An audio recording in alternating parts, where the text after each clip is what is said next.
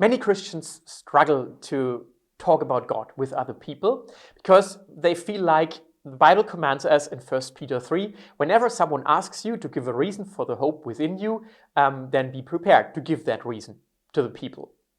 But they are never asked because people just are not interested. So the question is, how can we actually raise an interest? And I think the first step that we need to do is we ourselves need to be interested in the people.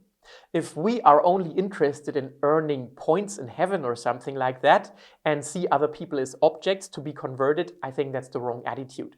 We need to have real love for other people, and real love means I want to know what you are about, what you think, what you believe, what makes you tick, and so on. So this is the first step. I need to be interested myself first. And then second, of course, I need to be educated in the gospel myself. I need to know the implications of the gospel. Not only the four spiritual laws, but what does the gospel mean in the workplace? What does the gospel mean for the sciences? What does the gospel mean in finances? And so on, like all the implications of the gospel. And I bet that no one of us is ever ready or ever finished with thinking through all the consequences, because there are massive implications in a gospel worldview. So we should work on that and think about that in our churches, in our house groups, and personally, and read good books about that. That's the second step. Be assured about the gospel yourself. What does it actually mean in all areas of life? And then third, we need to get to understand what other people believe. So we need to understand their worldviews, to understand where they are at. And so we need to ask worldview questions. For example, a worldview question would be, what do you believe is reality? What is really real?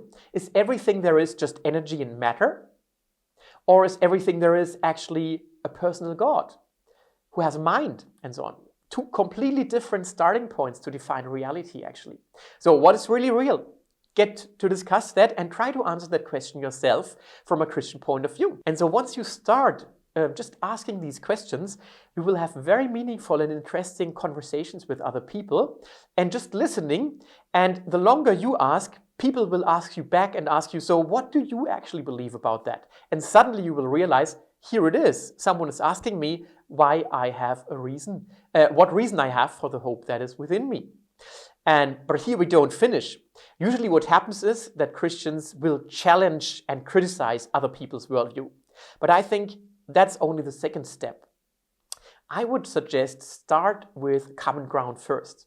First, affirm what you have realized you hold in common with another person, because that gives you a common ground to start with and say, yeah, okay, I actually agree completely with what you believe about the world at that point.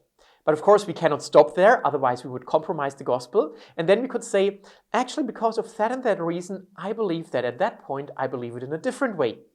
And then, of course, when you get in a good conversation in this way, then you should also be ready for refining your own views and reviewing your own views, because you might not be correct in every statement that you make. And so we can grow together. We are both seekers for truth. I stand on the ground of the gospel, and the other person stands on some other ground. But I think in this way, we can really have a meaningful conversation. And we can trust the Holy Spirit to lead us on. And we can read good books in order to be educated about our own worldview, the Christian worldview, and about the worldview of other people, and so find connecting points and good questions how to challenge them.